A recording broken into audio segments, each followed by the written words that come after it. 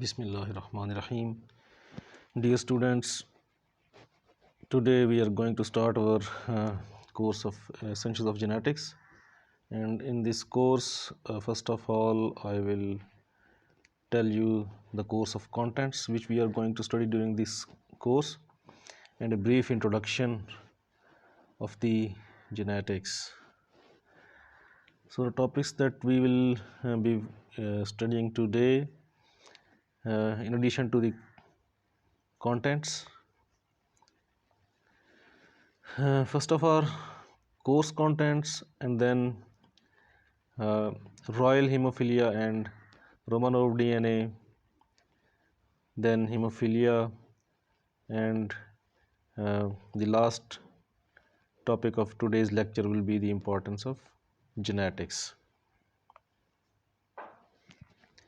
So the main objective of our course of Essentials of Genetics is to teach fundamental concepts of genetics to the biology students so that they can understand the basic things which are needed to understand the basis of genetics. So during this course we will be studying the topics, few topics, and in this regard, first of all, we will study brief history of genetics, then terminology used in the genetics course, then Mendel's laws, and after that patterns of inheritance, epistatic and non-epistatic interactions, sex determination and sex-linked inheritance, and the genetic mapping. Then quantitative and qualitative genetics, bacterial genetics, population genetics, cytoplasmic inheritance, and then at the end mutations. So during our coming lectures we will be going to the details of these topics. So these are mainly 12 topics, but there are many subtopics. So I hope you will enjoy studying this course with me. So let us move towards the royal hemophilia and Romanov DNA. So I think most of you may already know that Tsar Nicholas was a Russian ruler, and in 1904 Tsar Nicholas Romanov II of Russia, he wrote in his diary a statement, a great, never to be forgotten day when the mercy of God has visited us so clearly. So he wrote this statement, and this statement was written by him because on that day his only son Alexis was born. Alexis was born, and he was the only heir to the Russian throne.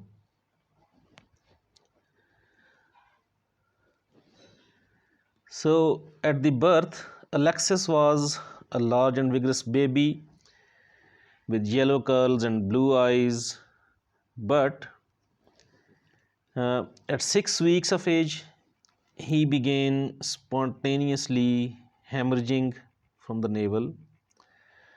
The bleeding persisted for several days and caused great alarm for the parents.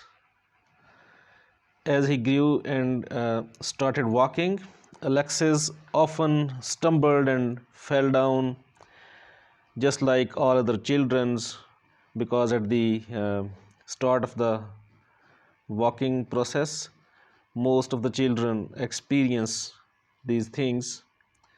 So they walk and they fell down, they walk and they fell down, but even his small scrapes bled profusely, and minor bruises led to significant internal bleeding. So it became clear that Alexis had hemophilia.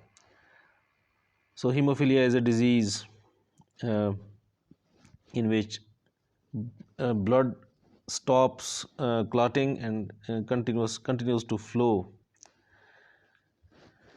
So this disease is because of a genetic deficiency of blood clotting factor. When a blood vessel is severed, a complex cascade of reaction starts, and it swings into action, eventually producing a protein called fibrin, and fibrin molecules stick together to produce a clot, and then uh, which stems the flow of blood. So fibrin clot stops the flow of blood. And hemophilia marked by slow clotting and excessive bleeding is the result if any one of the factors in the clotting cascade is missing, or it has some faulty structure. So in those patients who have hemophilia, life threatening blood loss can occur. So life threatening blood loss, and this life threatening blood loss can be caused even with minor injuries, and spontaneous blood flow into the joints erodes the bones, and uh, this because of the excessive internal bleeding, bones also start eroding, and then this leads to very serious consequences. So the son of Nicholas Alexis suffered from classic hemophilia, and that hemophilia is caused by a defective copy of a gene that is located on the X chromosome. You may be familiar with X-linked inheritance, but we will go in detail when will be studying our further topics in our lectures. So hemophilia of Alexis was caused by a defective copy of the gene that is located on the X chromosome. And we already know that females possess 2 X chromosomes per cell, and maybe the unaffected carriers. Females can be the unaffected carriers. So in this case also, the unaffected females, they might carry one defective copy of the genes for hemophilia. A carrier is mostly having one normal copy and one defective copy of the gene. The normal version produces enough of the clotting factor to prevent the hemophilia. So this is a recessive disorder also. This is X-linked, but X-linked recessive disorder. So when a female exhibits hemophilia only if she inherits 2 defective copies of a gene, and this condition is very rare when a female exhibits 2 defective copies of the hemophilia gene. So because males have a single X chromosome per cell, and if they inherit a defective copy of the gene, then they will develop hemophilia. So consequently, hemophilia is more frequent, more common in males than in the case of females. So because females have 2 copies and the condition is recessive, so for having the disease, women need 2 copies, whereas males are hemizygous for X chromosome. So when they will receive a single defective copy, they will become hemophilic, and when there is normal copy, they will not be having the disease. So Alexis inherited the hemophilia from his mother, Alexandra, who was carrier for this defective allele. The gene appears to have originated with Queen Victoria of England. And one of her sons, one of the Queen's son, Leopold, had hemophilia, and he died at the age of 31 from brain hemorrhage following a minor fall. He fell down and then bleeding started, and because of that he got brain hemorrhage, and then he died at the age of very young age of 31. So at least two of the Victoria's daughters were carriers. Two of the Queen Victoria's daughters, they were the carriers. And through marriage, they spread the hemophilia gene to the royal families of Prussia, Spain, and Russia. So these were the ruling families at the time. So in all 10 children, of Queen Victoria, 10 of Queen Victoria's male descendants suffered from the hemophilia.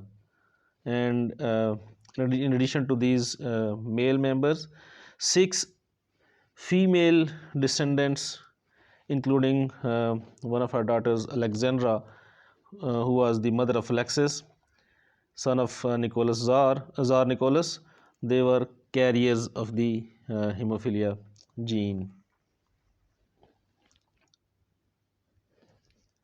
So if you look at this pedigree, royal pedigree, so you can clearly see that this is Queen Victoria. She was carrier of the defective gene, and two of her daughters were carriers, whereas her son Leopold, who died at the age of 31, was affected because of the hemophilia gene mutation. So these are the 3 children of Queen who were 2 daughters were carrier and 1 male member was affected individual. And in the next generation there are 3 affected individuals, 3 males, this one and this one, and 4 females were having the defective gene for hemophilia. And in the 5th generation you can clearly see that there were 6 male members who were carrying the mutant gene for hemophilia. And when we look at the Russian royal family, this is the Alexis, and this Alexis was the only heir to the Russian throne. And in the next portion we will look at that this family was killed during the revolution.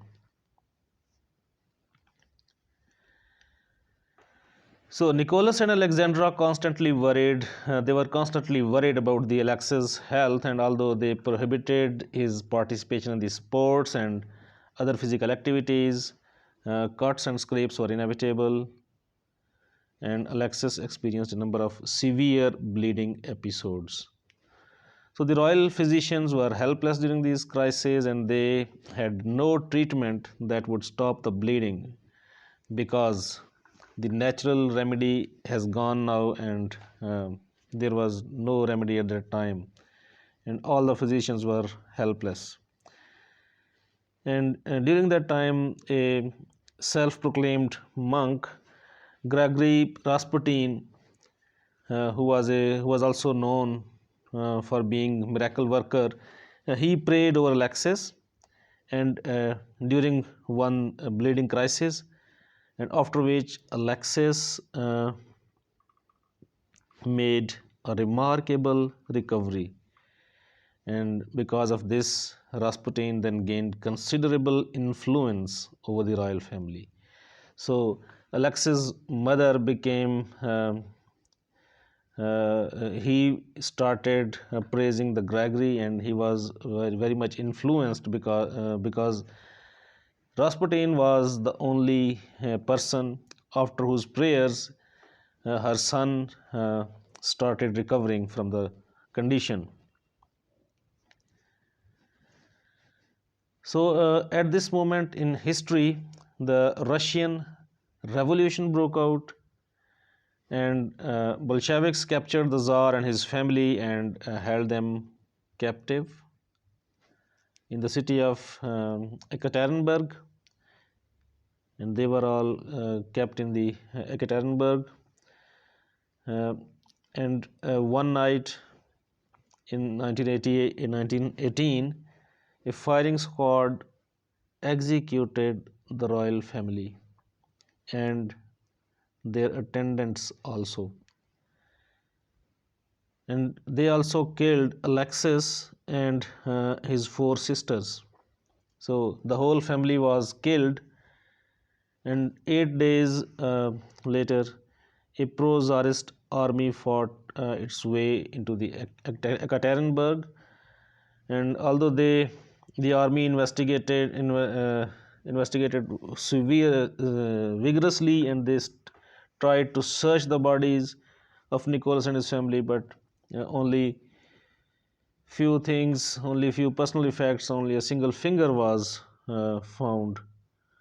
So the Bolsheviks eventually won the revolution and instituted the world's first communist state. And more than 80 years after the Tsar and his family were executed, uh, an article in the Moscow News reported the discovery of their skeletons outside the Ekaterinburg. The remains had first been located in 1979.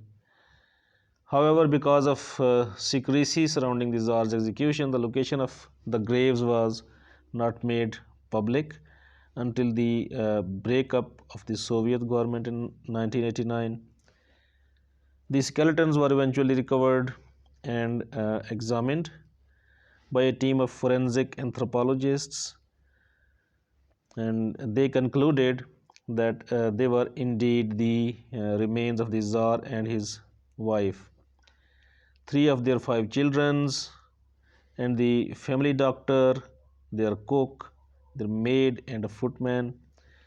The bodies of Alexis and his sister Anastasia, they are still missing. So the bodies of one sister and brother are still missing.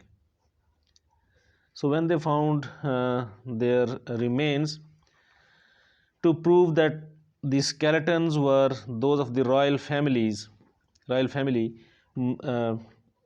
they used the mitochondrial DNA. Mitochondrial DNA was extracted from the bones. So mitochondrial DNA is only inherited from the mother side. Mitochondrial DNA is from the mother side because um, when during the fertilization, sperm uh, uses its all energy and only transfer the DNA, whereas mitochondrial DNA comes from the egg, and because eggs contain the mitochondrial DNA, therefore the mitochondrial DNA is inherited only from the mother side, and this is also known as the cytoplasmic inheritance. And after extracting the mitochondrial DNA,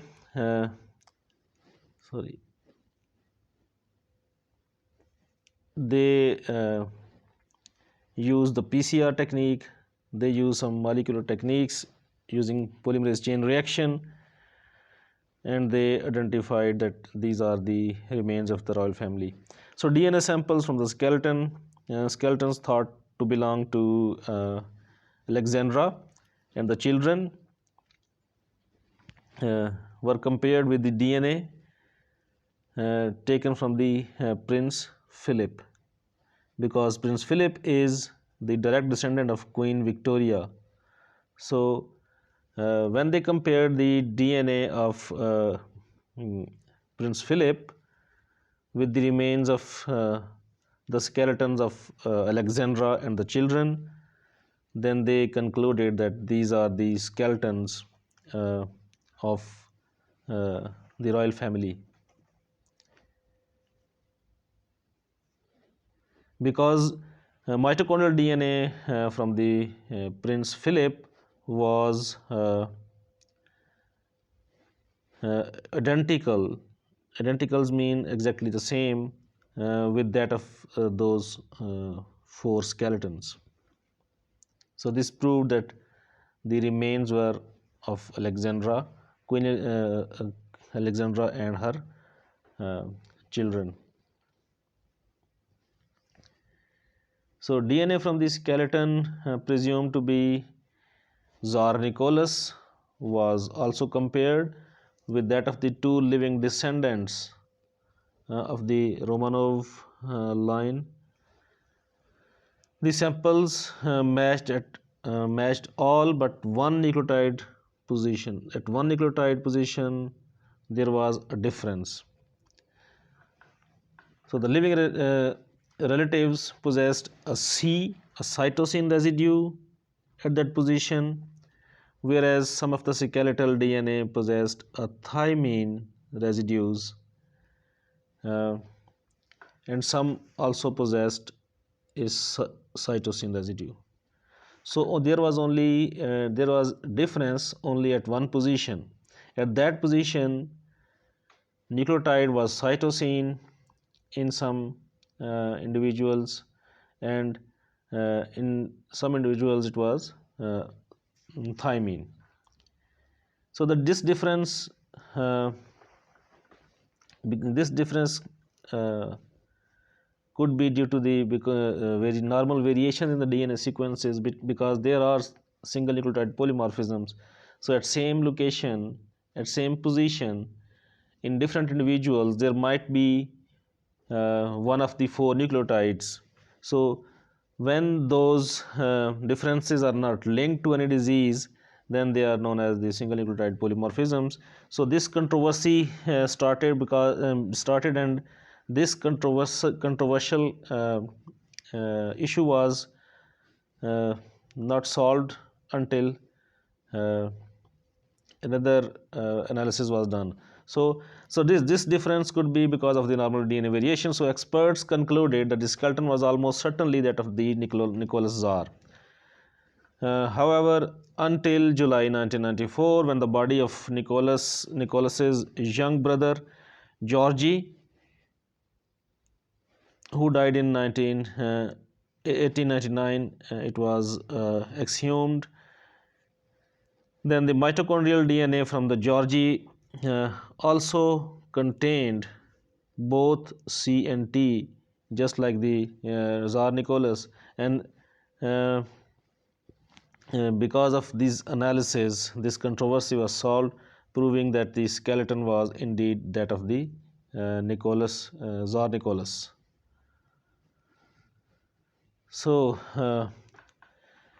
if we look at the royal family of Russia, then historians say that because of one DNA change in the sequence, uh, a great controversy started, and this single change uh, figured the history and the history and all politics in a country, and that resulted into the revolution. So there are different historians, and they conclude different things, but it is not always necessary that uh, which thing is right and which is clear. So uh, in from the genetics point of view, we will look at the importance of genetics. So and this Alexis hemophilia illustrates that the important role that genetics play in the life of an individual, that a difference in one gene. So humans contain almost 35,000 genes, 35 or more genes, uh, and only a single difference in one gene out of those 35,000 or so genes changed the Alex's life, and that change also affected his family and perhaps even altered the history. So because his mother was very much praising the Rasputin, and because of that the controversies arose, and it some people say that because of that the Russian family was killed and a revolution was successful. So there can be different consequences of a mutation in the gene. We all possess genes that influence our lives. They can affect the human height, weight, hair colors, and even skin pigmentations. For every single character or trait, there is a molecular background. So they influence the susceptibility of individuals to many diseases and disorders. We'll look in next slide the figure, and even they contribute to our intelligence and personality. So genes are fundamental to what we to who and what we are. So genes are very important for an individual's life. So if we look at this figure, so this is a normal X-ray, but this is a defective X-ray, and in this figure X-ray of a uh, dystrophic dysplasia is shown, in which fingers are deformed, and gene for this disease is located on the chromosome number 5, and on the chromosome number 5 the location of this gene is somewhere here on the chromosome, and when mutations are present in this gene they will cause dystrophic dysplasia, and that dystrophic dysplasia is a hereditary disorder that results in curved bones, short limbs, and hand deformities. So X-ray comparison is very clear. So whenever there are mutations, they can lead to serious consequences. So although the science of genetics is relatively new, people have understood the hereditary nature of traits and have practiced genetics for thousands of years. So the rise of agriculture began when humans started to apply genetic principles to domesticate the plants and animals. So today the major crops and animals used in agriculture have undergone extensive genetic alterations to greatly increase their yield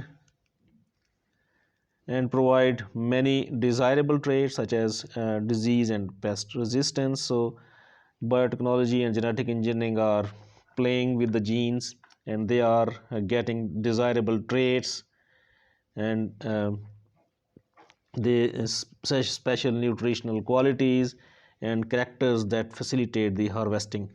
So all these things are considered when we are talking about the importance of genetics. So the green revolution, which expanded global food production in 1950s and 1960s, relied heavily on the applications of genetics.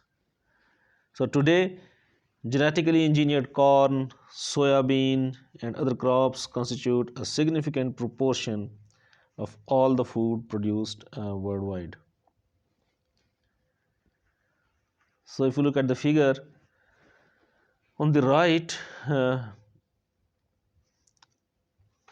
is a Nobel laureate, and he is Norman Borlaug, and he developed new strains of wheat and because of his work, uh, green revolution came. So Borlaug was awarded Nobel Prize during 1970. And in the left panel, you can see a rice plant, and this small plant is a genetically modified uh, plant, and on right, this is the traditional rice plant. So you can see that because of the manipulation, this modern plant is short in height, but it has more rice content as it is visible from the figure. But the traditional rice plant was having tall height but low rice production. So scientists have manipulated the genes, and by manipulating the genes, they have obtained the desired results, because humans need more food, so they are modifying the plants according to their needs. And in addition, pharmaceutical industry is another area where genetics play an important role. So numerous drugs and food additives are synthesized by fungi and bacteria that have been genetically manipulated to make them efficient producers of these substances. Because fungi and bacteria, they are small factories. Sometimes a process, when it is done chemically through the machines, it will take huge amount of money and uh, a sophisticated infrastructure and more time. But by using small natural factories like fungi and bacteria, humans are nowadays producing many drugs and many useful things, useful proteins, useful hormones. And because bacteria are doing it naturally, so there is less chances of committing a mistake. Whereas when that process is done through the machines, then it might, because humans and machines are doing the work, so some human error may cause some problem. But when it is being done in the bacterial cells, then it is mostly a very controlled process, and there is no chance of mistake because these are the natural factories. So biotechnology implies molecular genetic techniques to develop and mass produce substances of commercial value. So growth hormone, insulin, and clotting factors are nowadays produced commercially by genetic engineering by using bacteria. So techniques of molecular genetics have also been used to produce bacteria that remove minerals from the ores and break down the toxic chemicals and inhibit damaging frost formation on crop plants. So use of genetic techniques is nowadays present in almost every possible field where bacteria are needed, there where some life form is needed, so that can be manipulated for the benefit of the human beings. Although there are um, some bad players who may use these things for the destruction of the humankind, but uh, that is not allowed, that is not ethical. So if everything is playing finely, then these things can be used for the benefit of the humanity.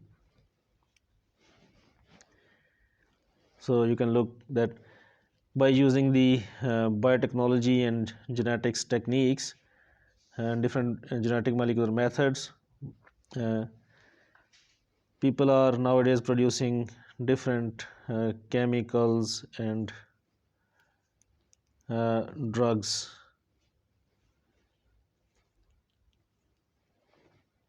So genetics also play a critical role in the field of medicine.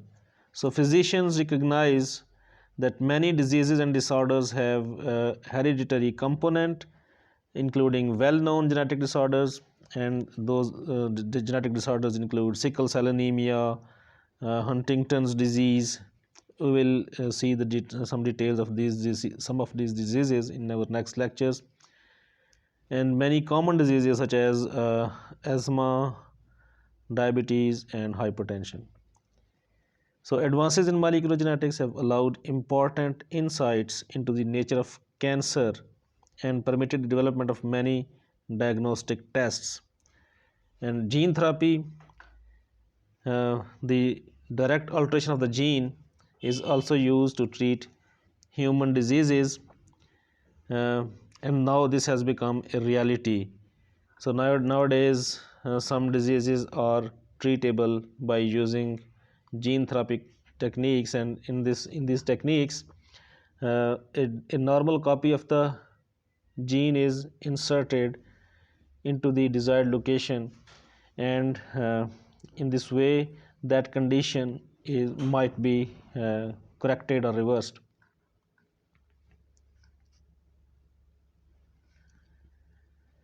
Now coming towards the role of genetics in biology. So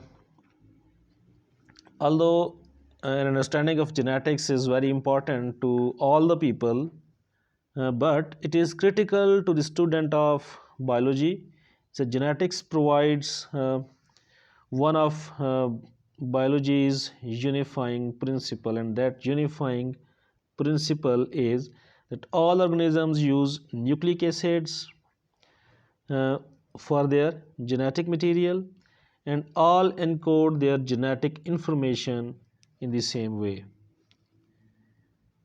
So always keep in mind that this is the unifying principle of biology, that all organisms use nucleic acids for their genetic material and all encode their genetic information in the same way. So genetics undergrades the study of many other biological disciplines, for example evolution, developmental biology, taxonomy, ecology, animal behavior, and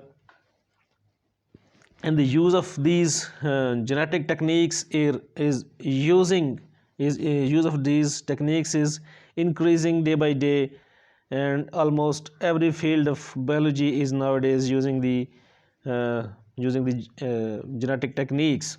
So the study of almost any field of biology or medicine is incomplete without a thorough understanding of genes and genetic methods. So if somebody does not know about genes and genetics, then he or she could study a course in genetics. Otherwise, he will be lacking many things. So look at this figure. So there are this is the a fruit fly embryo, Drosophila embryo, and in this figure it is illustrated that there are two genes, FTZ, which is stained gray, and EVE, which is stained in brown color, and they are used during the developmental process to develop different body segments in the adult fly. So the regulation and expression of genes is very important for shaping or forming different characters or traits. So genetics is a vast field also. So in our next lectures we will look its division into different fields, although they are all related. So genetic variation is the foundation or basis of evolution. So life on earth exists in a tremendous array of forms and features that occupy almost every conceivable environment. All life has a common origin, and so this diversity has developed during Earth's 4 billion years of history. So life is also characterized by adaptation. Many organisms are exquisitely suited to the environment in which they are found. And the history of life is a chronicle of new forms of life emerging. New forms of life are emerging, whereas old forms are disappearing and the existing forms changing. So, history of life is a chronicle, and in this chronicle, new forms of life are emerging, old forms are disappearing, and existing forms are changing. So, this is the history of life.